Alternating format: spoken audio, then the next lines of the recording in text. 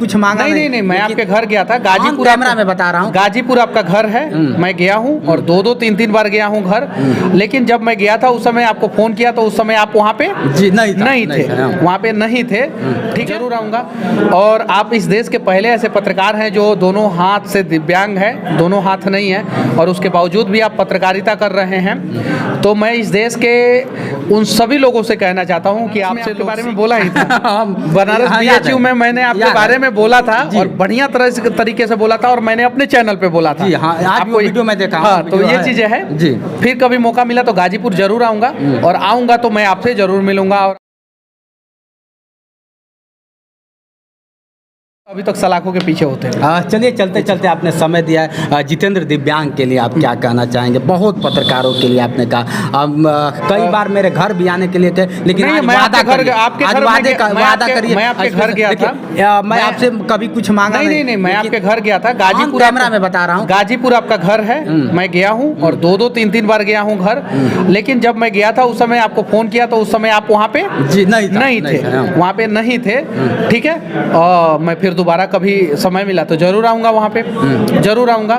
और आप इस देश के पहले ऐसे पत्रकार हैं जो दोनों हाथ से दिव्यांग है, दोनों हाथ नहीं है, और उसके बावजूद भी आप पत्रकारिता कर रहे हैं। तो मैं इस देश के उन सभी लोगों से कहना चाहता हूँ कि आपसे लोग सीखें। जैसे आप दोनों हाथ नहीं होने के बावजूद भी आप अपने हिम्मत और हौसला के साथ खड़े हैं, आप भीख नहीं मांगते हैं, तो आपसे सीखने की जरूरत है और सीख के लोगों को आगे बढ़ने की जरूरत है। लेकिन वादा करिए कि हमारे घर मैं बिल्कुल आऊँगा जब भी समय मिला। सच तक पे जितेंद्र फिर बैठना चाहता है। एकदम बिल्कुल, मैं वहाँ पे आऊँगा और मैं आपका इंटरव्यू करूँगा वहाँ पे।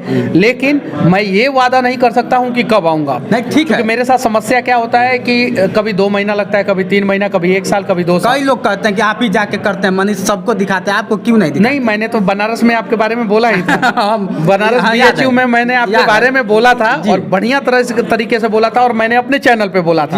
आपको वीडियो में देखा। हाँ, तो ये चीजें हैं जी। फिर कभी मौका मिला तो गाजीपुर जरूर आऊँगा, और आऊँगा तो मैं आपसे जरूर मिलूंगा और आपके बारे में जरूर बताऊंगा। चलिए, आपने समय दिया इसके लिए जितेंद्र आजीवन ऋणी है। चलिए दोस्तों, आप लोग चाहते थे ना कि एक बार मनीष के साथ फिर हो, तो मनीष के साथ फिर हुआ, और अगला ताल का मनीष अगर जैसा ही करेंगे तो फिर इनको एक भाई के नाते हम लोग आएंगे और फिर से कुछ चर्चा होगी। क्या सर? चलिए ठीक है, बहुत बहुत धन्यवाद। हाँ बोलिए। अगला ताल का क्या होने वाला है? ऐसा कुछ नहीं है, हम लोग चलते रहते हैं, मुद्दा मिलते रहता है, करते रहते हैं, और आप लोग साथ दीजिए, बस मैं इतना ही आप लोगों से कहूँगा। जो यूट्यूबर लोग कहते हैं कि यूट्यूबर है, जाने के बाद बड़ा कमेंट करते हैं कि आप क्या हैं, आईडी क्या है, ऐसे क्या सच्चाई है सर? थोड़ा सा हम जानना चाहेंगे। मुझे लोग परेशान नहीं करता है, मुझे लोग आप बड़े क्रिएटर हैं इसलिए आपको परेशान नहीं। हम लोग छोटे वालों को आप क्या कहना चाहिए? बस मतलब कि आप अपने हिम्मत और हौसला से आप अपना रास्ता बनाइए।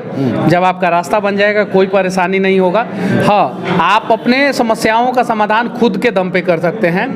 अगर आपने मान लिया तो हार, ठान लिया तो जीत, और हार और जीत में सिर्फ और सिर्फ इतना का फर्क है कि उसके बीच में आप खड़े हैं। आपको निर्णय करना है कि आप हार को चुनते हैं या जीत को। जिस दिन आपने हार चुन लिया उस दिन आप खत्म हो गए, जिस दिन आपने जीत चुन लिया उस दिन आपने इतिहास रच दिया। क्या बात है। चलिए, हमेशा इतिहास रचने की बात करते हैं और मैं भूगोल की बात करता हूँ। अच्छा लगता है कि ये लोग इतिहास लिखेंगे तो जितेंद्र भूगोल लिखेगा। क्या सर? और इन लोग को लेके ही लिखेगा। आज जो कुछ बोलता हूँ तो ऐसे लोगों के दम पे बोलता हूँ। कहीं जाता हूँ तो आप लोग के दम से बोल लेता हूँ। अगर कि मैं जानता हूँ कि कहीं जितेंद्र फंसेगा तो क्या मनीष नहीं आएंगे? मनीष नहीं, मनीष जैसे तमाम लोग आएंगे आपके समर्थन में, और मैं भगवान से प्रार्थना करूंगा कि आपको कोई कठिनाई ही नहीं हो, फंसे ही नहीं। लेकिन जहाँ कभी तकलीफ होगा हम लोग सभी लोग आपके साथ खड़े। चलिए, भारत का इकलौता पत्रकार आज से इन्होंने साबित किया। ये मैं कभी सोचा ही नहीं था कि मैं भारत का पहला पत्रकार हूँ जो बिना हाथ का इस तरह से। लेकिन जैसे सन आप बिहार लिखते हैं तो कल से लिखिएगा जितेंद्र, भारत का इकलौता पत्रकार जितेंद्र दिव्यांग।